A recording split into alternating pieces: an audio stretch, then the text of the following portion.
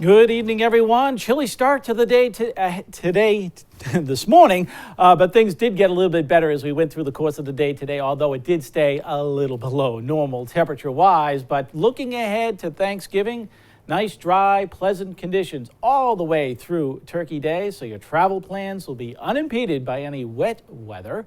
But there is a little bit of a trend after there where we will start to see some rain coming in as we head towards Black Friday shopping. But all the while, our temperatures are going to be heading back to near normal levels finally, which is right around 51, 52 degrees. So we're going to be getting there. Just hang tough.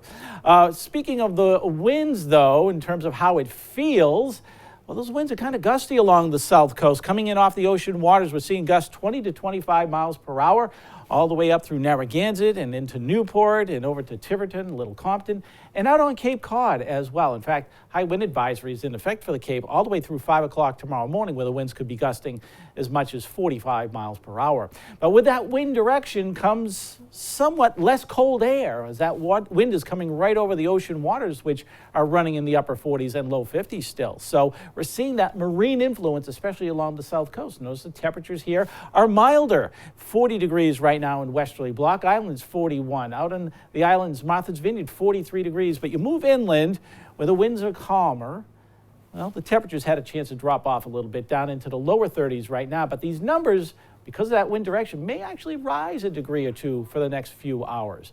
But overall, the deep cold that infiltrated so far down into the south, in fact, all the way down to the Gulf of Mexico over the course of the weekend, has finally begun to recede, heading northward. And notice Buffalo is at 43 degrees, so they've had some melting from that 6+ feet of snow that occurred over the past several days. But overall now, things are pretty quiet from coast to coast, dominated by high pressure.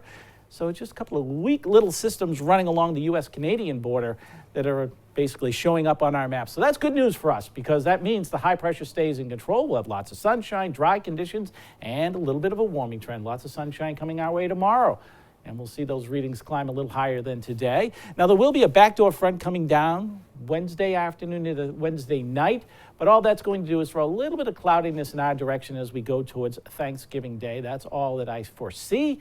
And then finally, some wet weather follows suit, but your Thanksgiving forecast shapes up this way. Looks pretty good for all those football games in the morning, the high schools, lots of sunshine, a few clouds, highs reaching the upper 40s. But then as we go past Thanksgiving, that's where the problem arises, because the high pressure area leaves our area, and we'll be seeing a frontal system coming in from the west for Friday. So Black Friday shoppers, look like you're going to get wet at this point. At least some showers coming through. Some of them could be heavier at times late in the day and into Friday night.